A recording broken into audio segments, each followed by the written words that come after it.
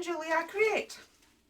So today we're crafting with this snippet roll, so it's time to stop using it as a scarf, but to actually craft with it. So shall we just get started?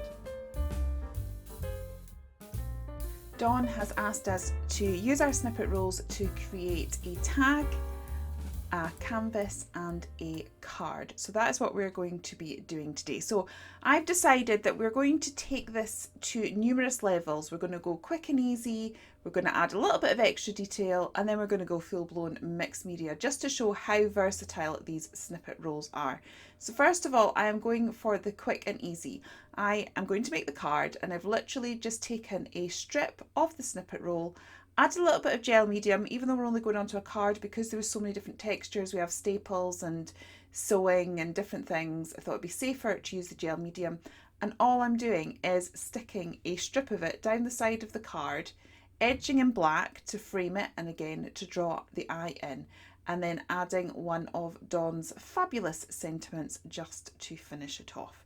I am doing a voiceover today on the most gorgeous sunny day, and it does mean that all my neighbours seem to be out cutting grass or doing DIY, so there's quite a lot of noise, and although we've soundproofed this studio, I have a feeling some of it might be creeping through. So if there is strange noises, I do apologise, but I literally have no other time to attempt to do this voiceover, so I hope it's not too overpowering and too annoying. So with the tag, this is us going for the medium amount of input. I have again taken a little strip of that snippet roll and just popped it along the bottom of the tag. I want the design to just to hold a bit more weight, so I've just ripped off little elements of that book page just to sort of add in to the tag, and then I am going to first of all go over it with clear gesso, just so that we can see all the gorgeous details of the book page and that lace and some little hearts. It's funny, I said I had no lace when we made this snippet roll, and then as I was cleaning my studio last week, I found loads of lace that actually Dawn had gifted me. So I could have made it with lace, but never mind. Shh, don't tell Dawn or she'll make me use it. Anyway, I'm also adding a little bit of white gesso as well, just on the edges. It just helps it to marry into the tag and make it look like it belongs rather than something that has just been added on. I'm going to use some of my Kuretake Ganzi Tambi here. I am just getting a little bit of the orange to pick up the orange that is in that heart. And I'm literally just going to edge round the snippet roll to make a feature so that we've got a little bit of colour coming from it, and just to help that pop out of the tag. And that's all I'm really kind of going to do with the tag. Just let that dry. I dab a little bit off because it was just going a bit too heavy for me. But yeah, we're going to add a bit more clearly. That's the advantage of doing a voiceover after watching it. I'm going to dab a bit more yellow and orange on there just to intensify the colour a little bit. Yeah, and spray too. Excellent. Then I let it dry, and it's amazing how when watercolour dries it disappears. Look how light that yellow is in comparison to what we just saw a second ago.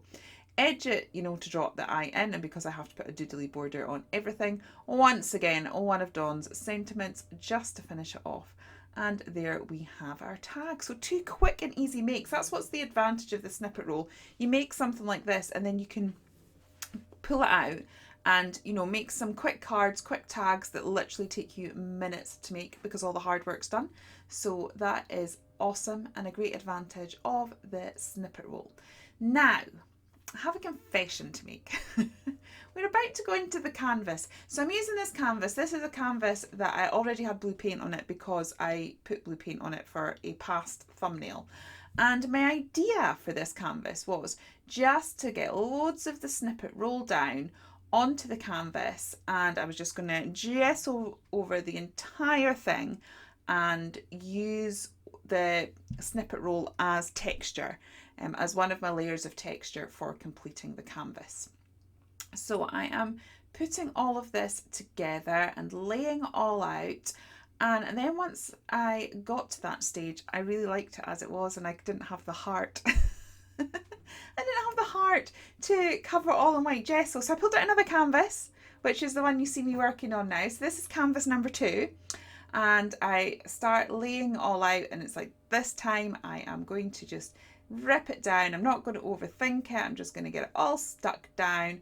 And once it's stuck down, then this one will get covered in gesso. So pull off the different bits and pieces, get the gel medium and stick that down. So I am sort of putting gel medium at the top and the bottom to make sure it's got a nice and good adhesion, and get that down there. And as you will see, quandary number 2 is about to occur. So I remove all this stuff here, and then as I did that, I'm like, oh, I really like that just as it is. It's so pretty. So I pull another canvas out to fulfill my original idea. So this one I absolutely had to get right, and was determined that I wasn't going to get sidetracked by its beauty. So I'm just sort of going with the same sort of pattern that I had intended to do on the previous one. Just rearranging a few different things to try and fill up the canvas. Basically, I'm wanting detail and texture down at the bottom and a little bit on the top right as well, just to finish it off and give the overall piece balance. Didn't really like the way that ribbon was just sticking up in the air, so fold it back on itself and stick it down with gel medium. And yeah, just keep adding to it until I get a composition that I am happy with. And this does turn out to be the final canvas that I put together. So instead of making one canvas, I've ended up making 3 through indecision. Hence why this video is longer than one of my normal ones. But hey ho, hopefully it will provide lots of inspiration and show you many, many ways in which to use your snippet roll.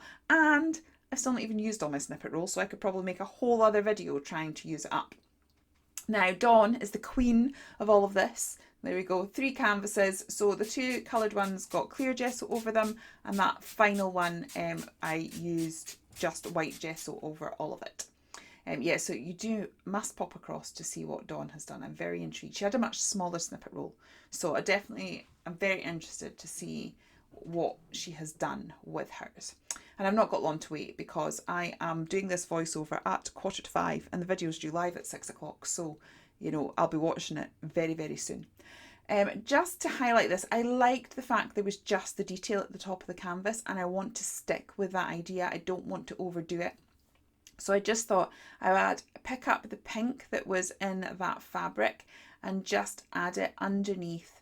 Spray a bit of water so we got some gorgeous organic drips coming down. That looked great, but then I felt the corner needed solidified a little bit, so I add a little bit more pink and then again go underneath it again just with a second layer to emphasize that and kind of bring it down. And again I end up spraying it. Now, to be honest, as this one came down, that looked quite heavy for me. I wasn't overly loving it.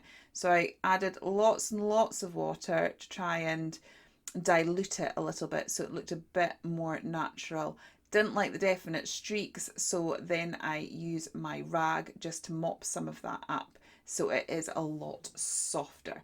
And that is kind of all I'm going to really do for the colouring stage of this particular one. So I then pull out my Inktense pencils because we're going to do a little bit of shadowing. Got a nice grey. And I'm just drawing around the edge of those hearts so that they pop out. Obviously we don't have a lot of detail, so I want the detail that made this a piece to really stand out. So again, because it's Inktense, it is water soluble, so I end up just adding a bit of water and then picking a little bit off the brush just to intensify that shadow a tiny little bit, and it really helps it to pop off the page. While I'm there, I just again flick my brush against the pencil to add a few black splatters, and this one pretty much done. I'm going to add the frame. It is so different to what I normally do, so I would highly recommend that it's worth stepping outside our comfort zones and trying something different. And this is what I love about these challenges that Dawn and I do. Sometimes Dawn challenges me to do things that I would never do or want to do on my own, and it forces you to have to think outside the box. So if you made a snippet roll, do join us. Dawn always invites us to play along, and we would love to see what you create. This is me using my brand new souffle. It's back on the market. I'm so excited. I do have an unboxing video all filmed, but it's not yet on the channel, so that'll probably come in the next couple of days. But that is one of the brand new chameleon souffles, just lush. So I've put that on and added a little bit of sentiment. Because we were going over multiple textures, the sticker needed a little bit of assistance, so I got a bit of glue, leaving that to dry, and now we're going on to canvas number 2. So this is the one, this was the original idea I had in my head when I knew I was going to be making a canvas, and it was just to like get that snippet roll down and create a whole load of texture. So I am using my acrylic inks. These are one of my new favouriteest things. I've had them in my stash for well over a year, but I've only just sort of started using them and playing with them. So do use your stash. It's amazing. It's amazing what goodies you've got lurking around. Use them, have fun. So the reason I am loving these is because they're liquid acrylics. You can spray them with water, as you can see me doing here, and get that glorious movement that we do get with watercolours. But because it is in acrylic ink, once it is dry, it is permanent. So now, although I have used yellow and blue, I can now go on and use pink. If that had been a water-based product, I would most likely have ended up with mud, because obviously the 3 primary colours make brown. But the fact that those layers underneath are nice and dry and they are not going to react with the water, we can just go for it and have those gorgeous bright primary colours all working together. So again, spraying a lot of water, moving it around, let it do its own thing. I love this because you have to let go of control somewhat and just end up with what you end up with. So my intention here is to dry brush this, but instead of going white, I'm going black, and it's really just going to emphasize that texture. One of the best ways of making bright colors look bright is to give them the contrast of black and white. So I'm going in with the black just to, again, lift that texture, emphasize it, bring it back to life. I think this is one of the cool things about mixed media. You see it all and it looks a right mess. And then you cover it all in gesso and it feels like you've just wiped it all away. And what was the point? And then you put a bit of colour on and it's quite nice, but it's only once you start doing the dry brushing afterwards that the magic happens, and the reason that we put all that glorious texture down in the first place becomes evident, because we start to see all the different layers of interest. I'm also using the black gesso just to create a little bit of a frame for this one as well. Again, drawing the eye in and making sense of the overall project. So yeah, I'm just keeping doing that. This was quite a process. I was actually doing this morning.